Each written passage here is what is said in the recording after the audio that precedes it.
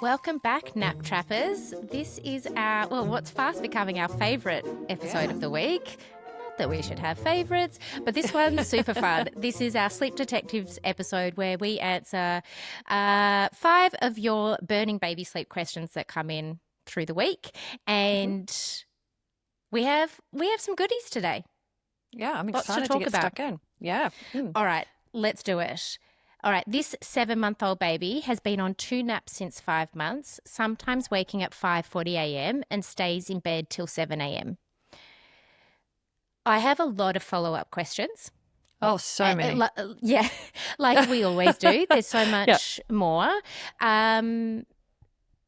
Because also there's lots of contributing factors to early rising, which I'm guessing from the question is the problem that they are asking about. I'd want to know timings of naps, timings of feeds, all sorts of things that could also be contributing to that. But I'm going to take it at face value. Yeah. I'm going to say that a baby that's been on 2 naps since 5 months old, it would not be unexpected for me to see chronic early rising, most likely due to overtiredness from just needing to restructure the day. Maybe some lengthy wake windows, not enough naps and not enough time asleep during the day, just a wonky schedule. And wonky schedules often result in overtiredness, which ironically leads to being awake in the night and being awake in the morning. I'm just trying to sort of think about my initial thoughts. So like taking it at face value. So at face value, I would be thinking, because, at this stage, if you've listened to our Early Rise protocol podcast of how you would fix that, 5:45 and then leaving, or delaying the start of the day until 7 o'clock. Mum's already doing that. Yeah, that's the hard work. Yeah. So what I'm wondering then is, where is the cot? And I'm wondering if the cot or the bassinet is in mum's room, and potentially there's some stimulation there from, room sharing, and there's not much sort of movement or wiggle room going back to sleep because there's some stimulation there. So that would be one of my first questions, like, are they room sharing or have they got their own room? Which would still be commonly seen at 7 months of age. Yeah. I guess if you were wanting to work on things, that would probably be, if everything else was fine through the night and you're wanting to work on early rising, because it's the most fragile time of the whole morning, and very, you want to keep everything low stimulation. If you are room sharing at this point in time, it could be a really great idea to move out at this point, if you felt comfortable doing that.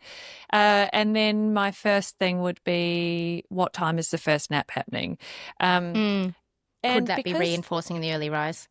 Yeah, and then also bedtime. So with a 7-month-old, they don't have very long wake windows. And to be on 2 naps, you would have to be on pretty chunky naps to be able to get through the day. So like you, Sally, I'm sort of thinking that there's some scheduling issues, and perhaps maybe bedtime is actually in the 6s, early 6s. And then in maybe which case there that isn't. would get you to the 5s. Yeah, and then you sort of work back to, okay, well, perhaps 5:45 isn't actually that bad if they're having a 6 o'clock bedtime. So there's a lot of questions to be answered there. I highly recommend going and having a listen to the very first episode of this podcast, which is called Don't Drop That Nap. And we talk all about the power of holding on to that third nap for as long as possible, for all of the reasons we've just talked about: the overtiredness, the anchoring in of the first nap so that you don't accidentally reinforce an early rise from a timing perspective, that we're not stretching wake windows too long, or you don't end up with a really early bedtime, which, as you mentioned, then 5:40 isn't early rising. It is just a baby has had their quota of sleep overnight. Because for me, and I don't know how long this baby has been on the protocol of delaying getting up until 7 a.m., but if everything else is aligned, after a solid 7 to 10 days, maybe max 2 weeks, that should really have resolved. Yep. But you should also have seen glimmers of progress throughout that time, not just, and then on day 12 it all clicked into place. You'd be having a baby that was getting up, 5:40 becomes 6 and 6 becomes 6:15, or they start going back to sleep at 6:30 and then you're waking them at 7. You would be seeing progress if that was what it came down to.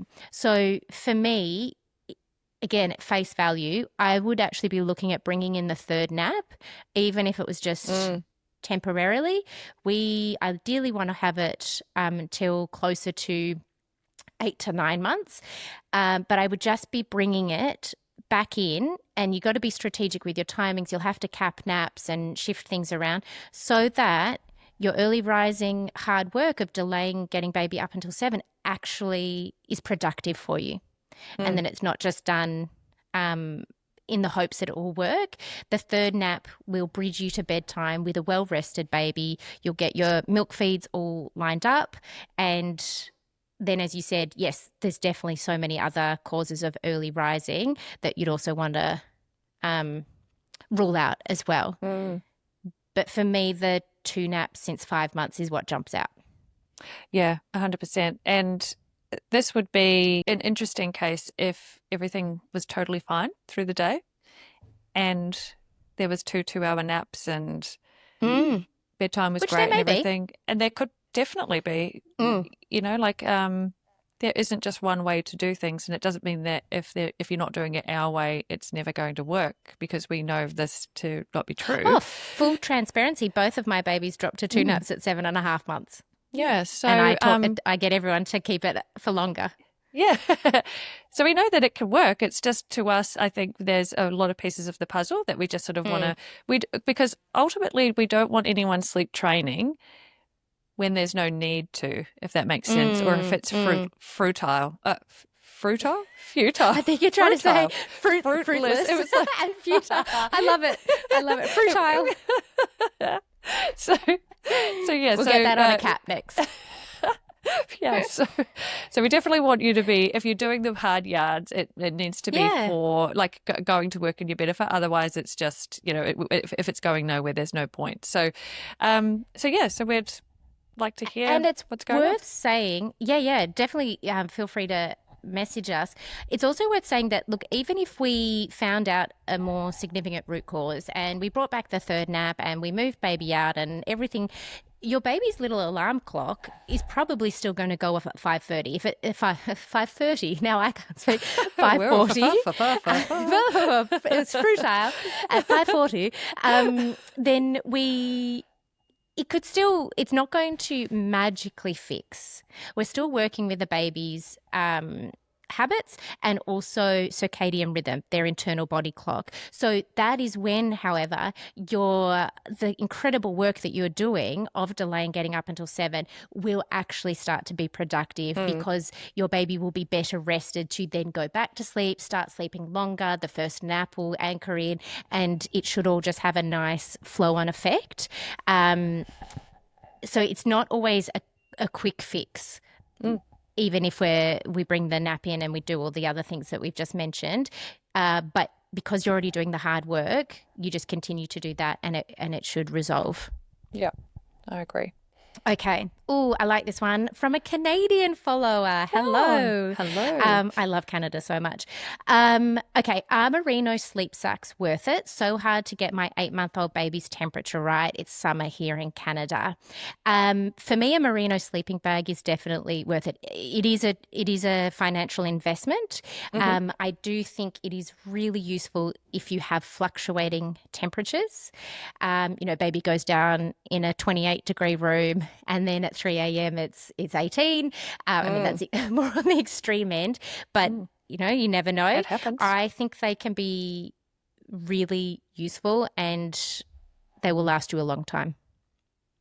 I think the good thing about Merino bags is that they have a really great size range. So it captures quite a few seasons for little ones.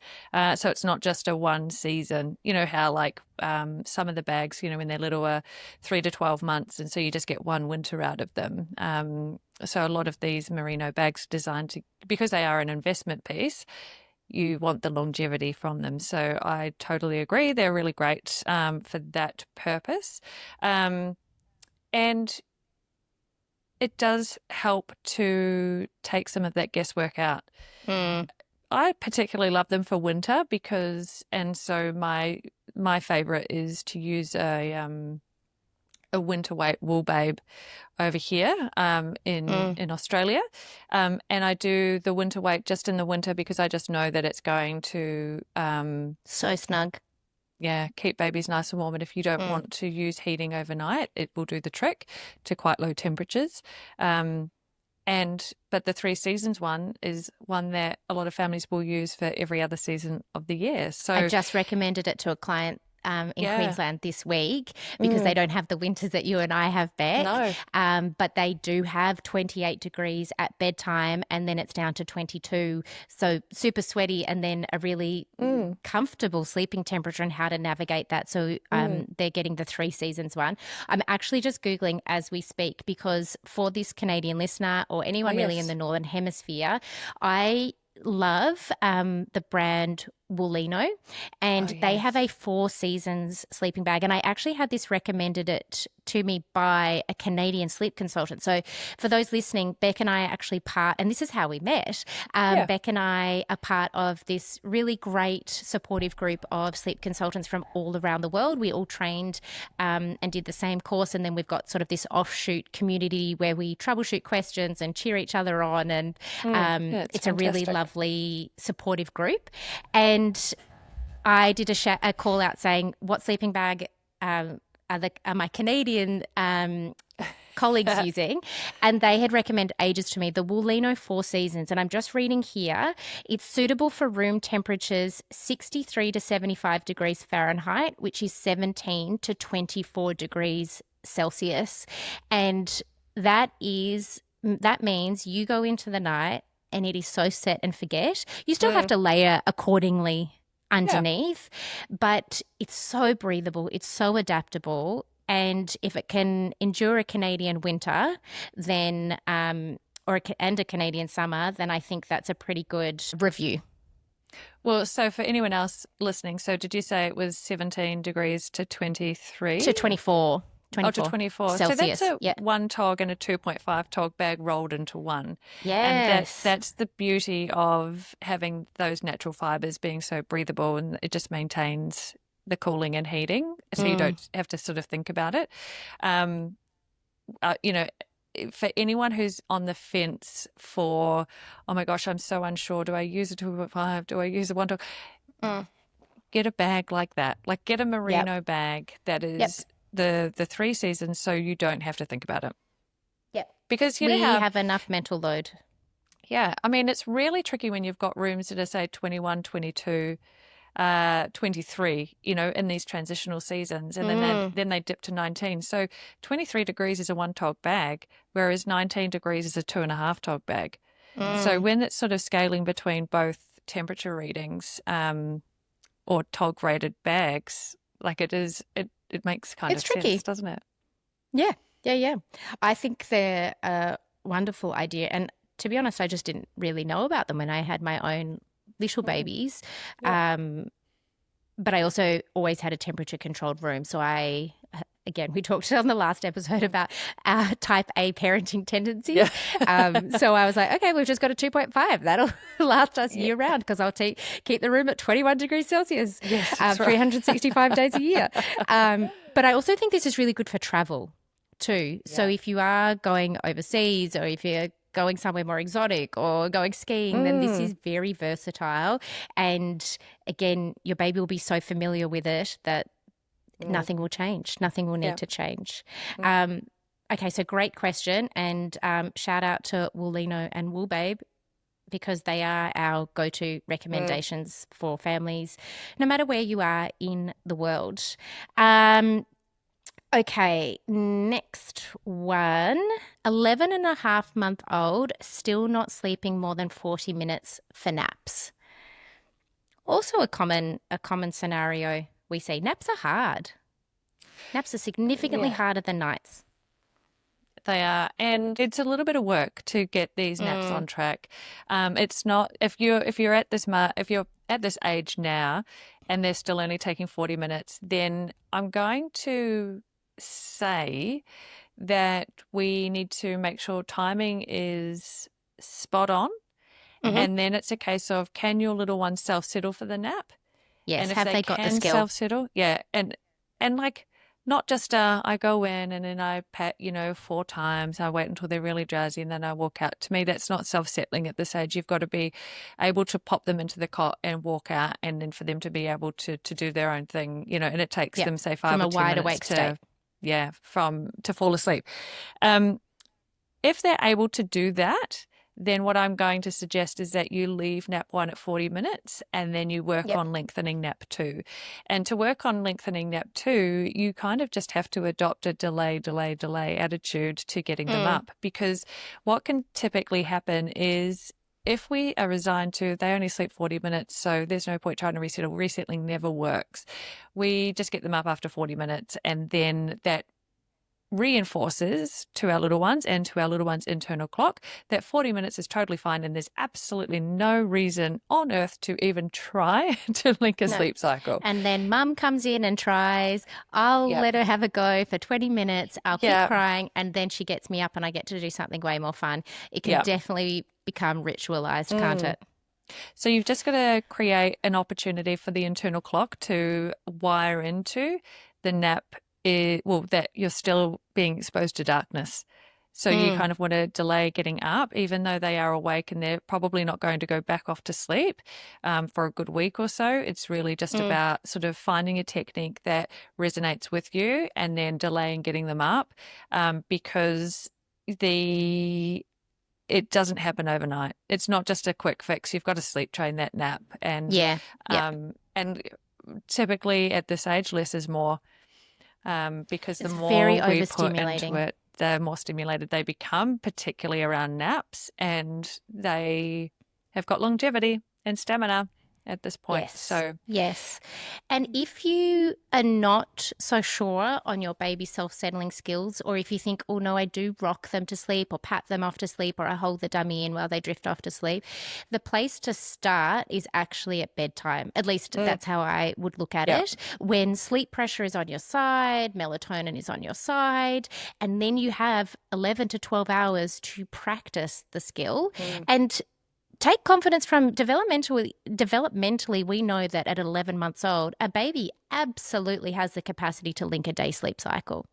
A lot of them just don't know that they need to or how to. And so by doubling down on self-settling at bedtime and then mastering that skill overnight, you'll then know, oh, this baby absolutely has the yeah, skill. Then you transfer it to falling asleep for the nap. And once they can do that, then comes the linking of the sleep cycle. For me, if I do a 2-week package, that's the final piece of the puzzle. And you and I talk about the early rising protocol, and we just mentioned it before, which is delay, delay, delay, and it's hard work. And then eventually, when you've got everything lined up, that baby starts sleeping later and later and later. This is kind of the nap training protocol, which, if you think about it, every time you open the door to go in, that's light. It's also socialization. They see you, even if you're trying to be a ninja. At 11 months old, that baby knows what's going on and what's happening outside that door. And so it is about less is more. And if you just think about it as the final piece of the puzzle, if I just do this last stretch of the sleep work, then my baby will consolidate their naps. And then, you might feel like nap 1 will automatically get better because they're like, oh, yeah, I've already been doing that for nap 2. I'll start taking a longer nap 1, or maybe some overnight waking start to reduce because they're going into the night less overtired. It's really helpful. But as you said, it can take some work. It can be a bit of a project. Definitely. But for what it's worth, Beck, you and I do a lot of 2-week packages. We will have 9 times out of 10 achieved, if not more, nights and naps. And that includes consolidating naps by the end of the 2 weeks, but especially for an 11-month-old. Oh, 100%. That would be part of our, that's the time frame. Just to give listeners perspective, that we're not signing you up for 6 weeks of nap training, a second sleep cycle. It's, if you've got everything else lined up, it's a good week or so, and then they start to do it. Yep, But right. You need to know that they've got the skill. All right, let's have a look here. How do I anchor 6-month-old to 4 hourly feeds when he wants it around the 3.5 hour mark?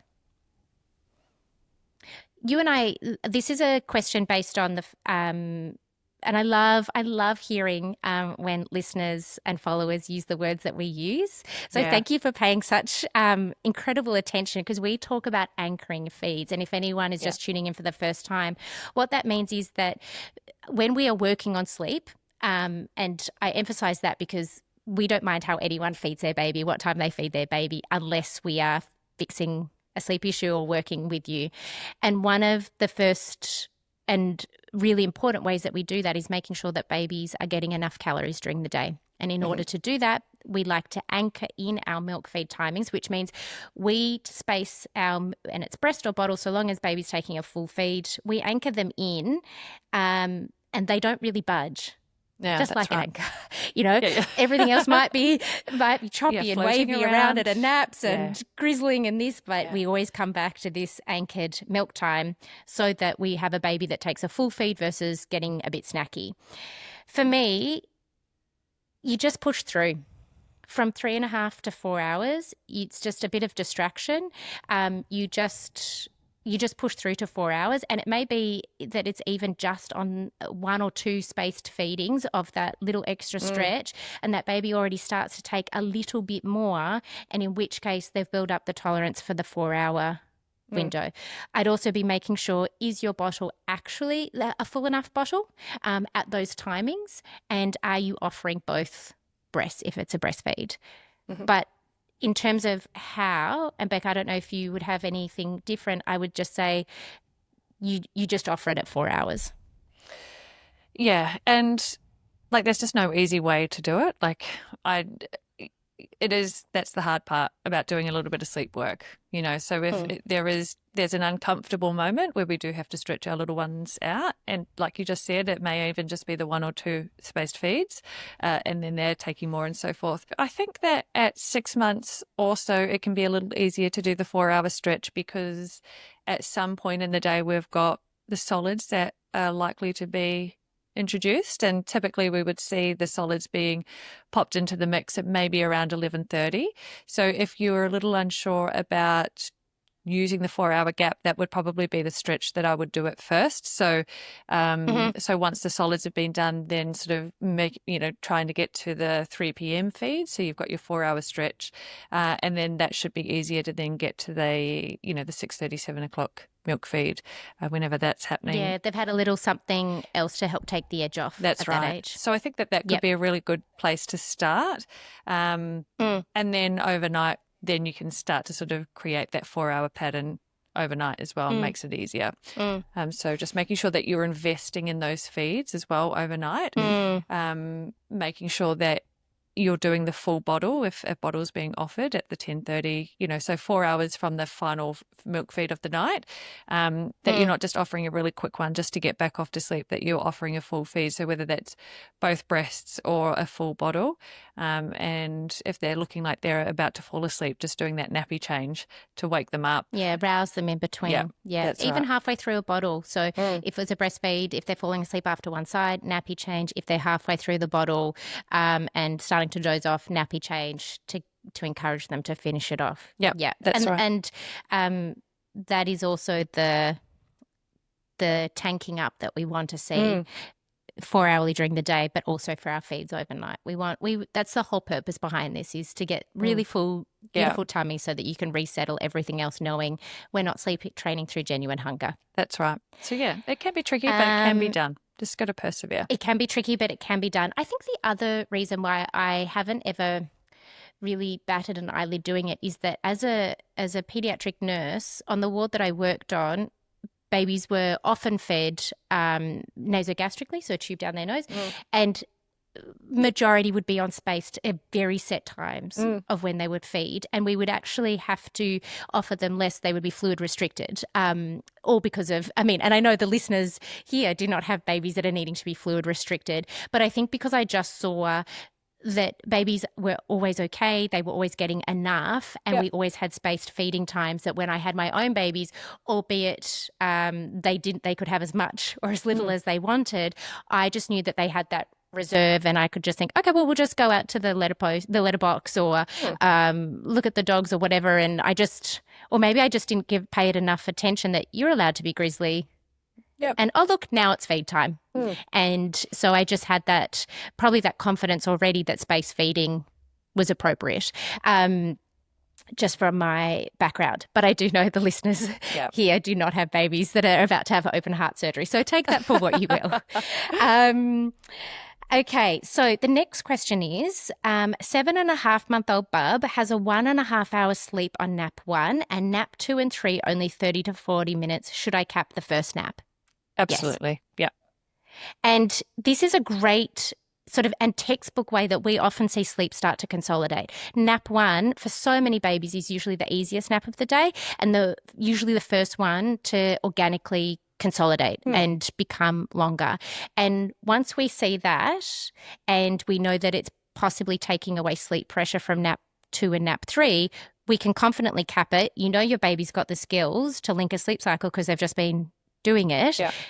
Now we give it the sleep pressure to nap 2 when we start to lengthen that one out. Nap 3 will always stay, at 7.5 months, that's going to stay as a cat nap in the afternoon just to bridge you to bedtime.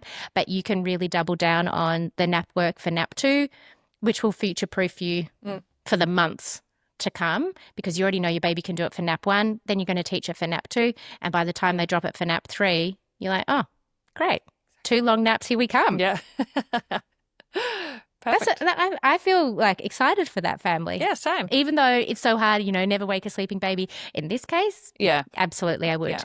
The other reason why is, and I think we've touched on this before, that a 30 to 40 minute nap, as the day goes on and baby's getting naturally tired, so sleep pressure for bedtime really starts from when they wake up in the morning, that in order to sleep well and for us to protect bedtime and all the amazing work that you are all doing overnight, is a baby needs to be really well rested. So there could, for some babies, if they're just having short, choppy naps in the afternoon, by the time bedtime comes, bedtime's either early or they're a bit overtired.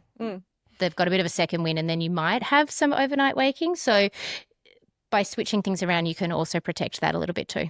I think the easiest way of looking at it is we want there to be more sleep in the second half of the day for our little one to go down well rested. So that's why we're not overly worried about nap 1. Like once we know that they can self-settle and link the cycle, that's when we sort of are happy to sort of make sure that we cap it, because the first nap is really just to get you to a really good timing for nap 2, for that one to be a nice, like a longer one, and then the refresher nap after that. So if we're trying to maximize sleep potential overnight, we're looking for, better sleep in the second half of the day.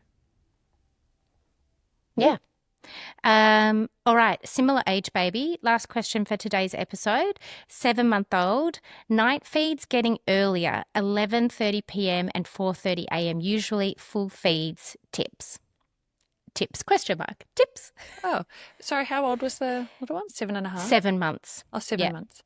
I'd be looking at making sure that typically what will happen is, if there's not enough calories going in through the day, then feeds are going to start getting earlier and so forth, because they need more in the tank to carry them through. So it could be genuine need. So I would just be looking at making sure that there is really good milk feeds going in through the day, because 2 milk feeds overnight, if they're full feeds, there's potential then that the 7 a.m. milk feed is a bit of a dud, because their baby's not They've just eaten. Yeah, so you want to make sure that that's a nice full feed, and then you need to look at if there's enough appetite in there for lunch, like a really good lunch, and then a semi-decent dinner as well. Not a huge amount of dinner, because one thing too that often at this age is everyone's very excited about offering the solids, and sometimes if you've got dinner in the mix at say 5 o'clock, then it's very keep going because they're really enjoying it. But the bigger the dinner is,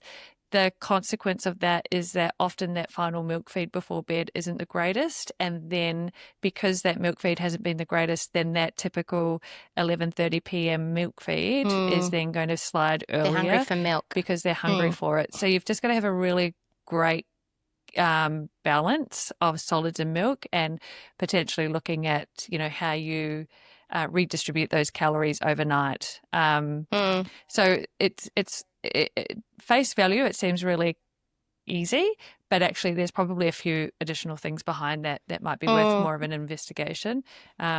Yeah, just having a look at the structure and the timings and the volume of the feeds, and that includes solids, how much.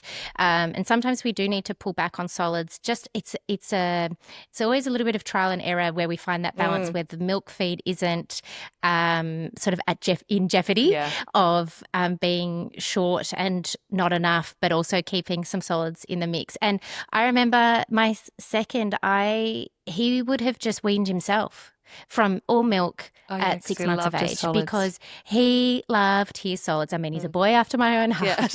I don't blame him. But he basically went on a breastfeeding strike, and I had to be the parent and sort of outlast him to say, no, the solids are on hold now until you go back to the breast. You're not allowed to. I'm not allowed to wean you onto spaghetti and meatballs at the ripe age of 6 months. So I did have to pull right back, and I've just had to do it for a client last week. And what do you know, within one space feeding, that baby is back on the breast, both sides. We just had to rejig and build some genuine hunger. The other thing I can say, and I think the reason why, Beck, you and I probably go down that path initially reading that question is also that this mum has been specific in that the overnight feeds are full feeds. Yeah.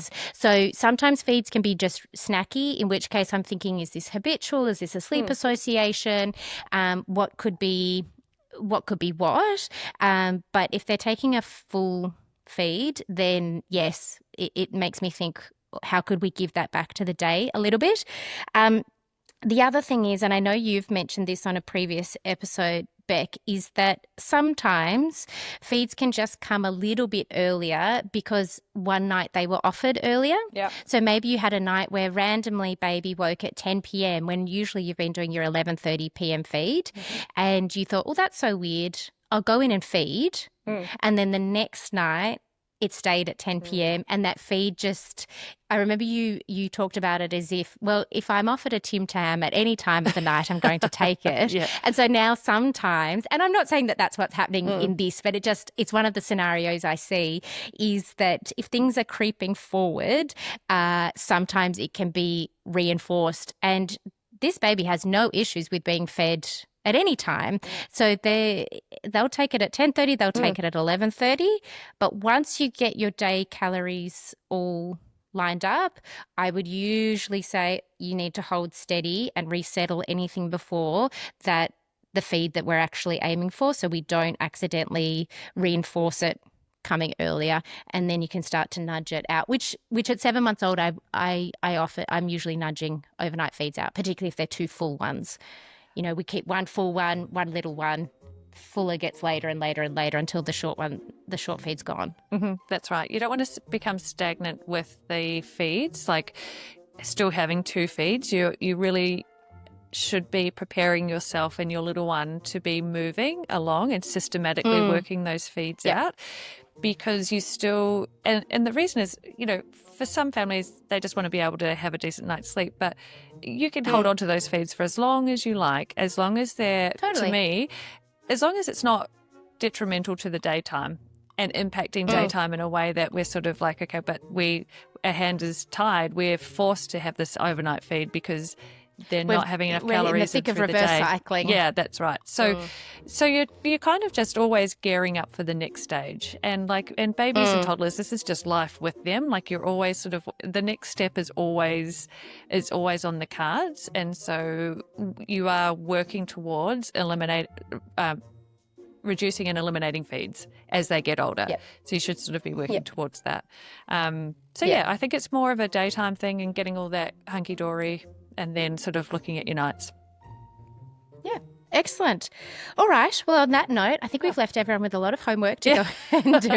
A lot of scheduling audits, lots of day feeds, and some nap training. So we will see you on the next episode of Sleep Detectives. Thank you so much for tuning in. Thanks, guys. See Bye. ya.